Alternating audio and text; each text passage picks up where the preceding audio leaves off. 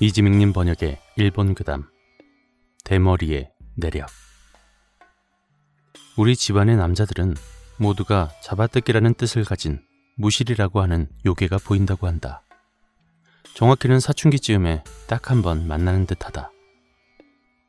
밤에 자고 있으면 베개맡에 나타나서 집안의 젊은 남자의 머리털을 뜯어먹지. 한 20-30분 정도였나. 줄곧 머리카락을 뜯어먹는데 이상하게 아프진 않고 머리카락이 뽑히는 느낌만 든다고나 할까. 라고 할아버지께서 말씀해 주셨다. 아침에 일어나면 셀 수 없이 많은 머리카락들이 머리맡에 널브러져 있으며 한번 나타나면 그 사람에겐 다시는 나타나지 않는다고 한다. 머리카락을 뜯겨버린 탓인지 우리 집안 남자들은 모두 20대부터 머리가 벗겨지기 시작한다. 유전일지도 모르지만 나는 여자이기 때문에 신경 쓸 필요가 없다고 할아버지께서 말씀하셨지만 남동생에겐 반드시 찾아올 것이기에 주의하라고 말씀하셨다. 무시리가 찾아와서 머리를 뜯어먹을 때 반드시 주의할 점이 있단다. 머리카락을 뜯어먹고 있을 때 절대로 움직이면 안 된다. 무조건 모른 척 해야 된다고. 알겠지? 할아버지께서 동생에게 당부하셨다. 우리 조상 중에도 대머리가 되는 것이 싫어서 무시리가 찾아왔을 때 일어나서 도망친 사람이 한 명 있었는데 결국 원인을 알 수 없는 병에 걸려 죽고 말았단다. 무서워도 싫어도 그냥 가만히만 있으면 아무런 피해 없이 지나가니 너무 무서워하지 말거라. 우리 집안에 대대로 내려오는 의식이라 생각하면 된단다. 에이씨, 무슨 피해가 없어. 20대 대머리 되는 게 확정이라니. 동생은 요괴가 나타나는 것에 대해 황당하거나 무섭다거나 하는 반응보다 일찍 대머리가 되는 것이 운명이라는 게 더욱 쇼크였는지 할아버지에게 버럭 화를 냈다. 그 뒤 중학생이 된 동생은 머리를 뜯기지 않기 위해서라며 머리를 빡빡 밀고 다녔다. 잔머리 좀 쓰는데? 어쨌든 나는 여자로 태어나서 다행이다. 라고 나는 생각했다. 우리 손자 빡빡머리가 잘 어울리는구만. 혹시 무시리 이야기 때문에 밀고 다니는 게냐? 옛날엔 말이다. 대부분 빡빡머리로 다녔었단다. 나도 해봤지만 소용이 없었어요. 할아버지께서 이렇게 말씀하시며 너털 웃음을 지으셨다. 그 말을 들은 동생은 결국 머리를 기르기로 했다. 우리 아버지 역시 옛날에 무시리를 만나셨는지 20대에 이미 대머리셨는데 이 대머리가 컴플렉스였기 때문에 가발을 착용하셨다고 한다. 어머니께선 첫날 밤에 그 사실을 알고 밤새 우셨다고 가끔 말씀하신다. 어느 날 아버지께서 동생을 부르셨다. 이제 곧 무시리가 올지 모르는데 말이다. 무시리가 와서 머리카락을 뜯어먹으면 이 가발을 너에게 주마. 라고 하시며 서랍 속에 넣어두었던 구식 가발을 꺼내셨다. 지금 생각해보니 그 가발로 인해서 동생에게 그런 일이 생기리라곤 아무도 생각하지 못했다. 동생이 중학교 2학년이 되고 얼마 안 된 어느 날 아침이었다. 엄청 흥분한 듯한 동생이 나에게 말했다. 누나 진짜 아무한테도 말하면 안 돼. 알았지? 어젯밤에 무시리가 왔었어. 진짜? 그래서? 진짜 왔었어? 어땠는데? 안 무서웠어? 진짜 막 뜯어먹디? 반신반의했었던 무시리 이야기가 진짜라는 것에 나는 신기해서 질문을 해댔다. 머리는 무사하지. 내가 무시리를 퇴치했거든. 라고 말하며 껄껄 웃는 게 아닌가. 동생은 초등학교 때부터 골목대장을 하고 다녔기 때문에 요괴를 두들겨 패서 퇴치했냐고 물었더니 아니야 이걸 썼지.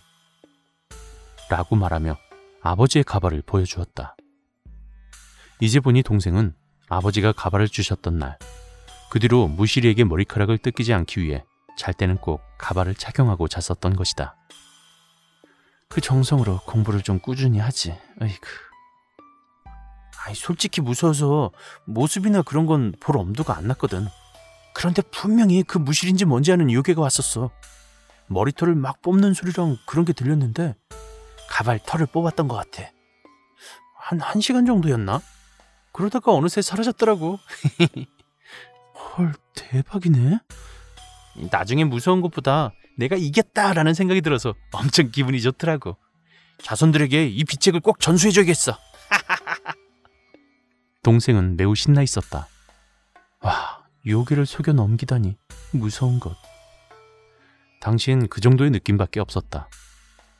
그 일이 있고 한 달 후쯤 일이 터졌다. 동생이 수업 중에 심한 두통을 호소하며 정신을 잃고 만 것이다. 병원에 데려가 CT랑 MRI 등 머리에 관련된 검사를 전부 했었지만 이유를 찾을 수 없었다. 의사 선생님이 말하길 이대로 의식이 돌아오지 않을 수도 있겠군요. 상태도 호전될 기미가 보이질 않고 말이죠. 아무래도 마음의 준비를 하시는 것이 좋겠습니다.